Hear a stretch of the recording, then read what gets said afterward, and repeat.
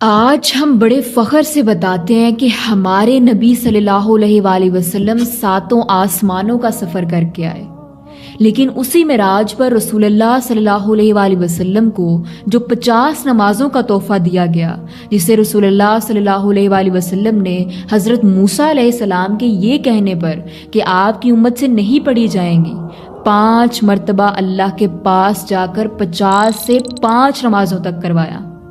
اور 5 نمازوں پر بھی جب حضرت موسیٰ علیہ السلام نے دوبارہ جانے کا کہا تو رسول اللہ صلی اللہ علیہ وآلہ وسلم نے فرمایا کہ میں اتنی بار اپنے رب کے پاس گیا ہوں کہ اب مجھے حیا آتی ہے۔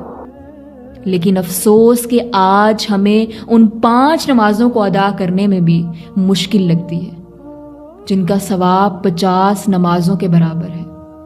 خدا را رسول اللہ صلی اللہ علیہ وآلہ وسلم کے 1 یا 2 دن کے فالوور نہیں بلکہ ساری زندگی ان کا فالوور بنی۔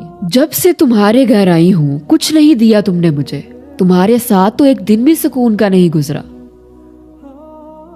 رسول اللہ صلی اللہ علیہ وآلہ وسلم نے فرمایا، مجھے دوزخ دکھلائی گئی تو اس میں زیادہ تر عورتیں تھیں جو کفر کرتی ہیں۔ کہا گیا یا رسول اللہ، کیا وہ اللہ کے ساتھ کفر کرتی ہیں؟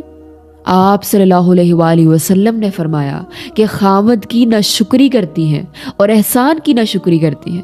اگر تم عمر بھر ان میں سے کسی کے ساتھ احسان کرتے رہو، پھر تمہاری طرف سے کبھی کوئی ان کے خیال میں ناگواری کی بات ہو جائے تو فوراً کہہ اٹھیں گی کہ میں نے تو کبھی تجھ سے کوئی بھلائی دیکھی ہی نہیں۔ تو میری بہنوں، آج ہم کیا کرتی ہیں؟ ذرا سی بات پر ہم تمام احسانات کو بھول جاتی ہیں۔ تو کوشش کریں کہ اگر آپ جہنم کی آگ سے بچنا چاہتی ہیں تو جس قدر ہو سکے شوہر کی ناشکری سے بچیں۔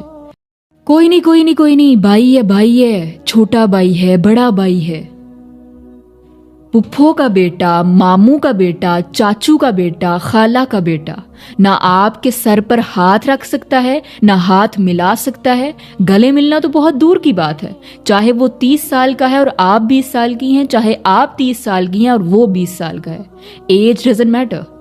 آپ کو بس یہ ذہن میں بٹھانا ہے کہ وہ آپ کے لیے نامحرم ہے، اور رسول اللہ صلی اللہ علیہ وآلہ وسلم نے واضح فرما دیا ہے کہ تمہارے سر میں کیل ٹھوک دی جائے، یہ پھر بھی بہتر ہوگا اس سے کہ تم نامحرم کو ہاتھ لگاؤ۔ یعنی تمہارا نامحرم کو ہاتھ لگانا یہ سر میں کیل لگ جانے سے بھی زیادہ تمہارے لیے تکلیف دہ اور خطرناک ہے۔ تو یہ بڑا سینسٹیو ایشو ہے، خدا را اسے سمجھیں۔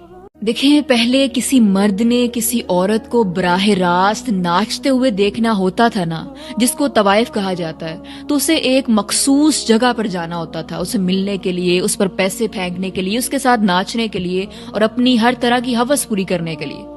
لیکن آج کل ان مردوں کو اتنی زحمت اٹھانے کی ضرورت نہیں۔ ہمارے کچھ مسلمان بہن بھائی ان مردوں کو اپنی شادیوں میں وہ تمام سہولتیں دے کر ان کے لیے آسانیاں پیدا کر رہے ہیں، اور ان کی غیرت یقین کریں اس قدر مر چکی ہے کہ یہ انٹرٹینمنٹ چاہے ان کو اپنی ماں، بہن، بیٹی، بیوی کو ہی نچا کر کیوں نہ دینی پڑے، وہ اس کے لیے حاضر ہے۔ خدا را کلچر کے نام پر، ٹرینڈ کے نام پر اپنی غیرت کو مت ماریں۔ پھر تو اس رشتے کو ہماری طرف سے نہ ہی سمجھیں۔ اصل میں ہمارے بیٹے کو ایسی لڑکی چاہیے جو اس کے ساتھ ماڈرن سوسائٹی میں اٹھ بیٹھ سکے۔ یہ پردہ کرنے والی لڑکی ہمیں نہیں چاہیے۔ جی بالکل۔ تو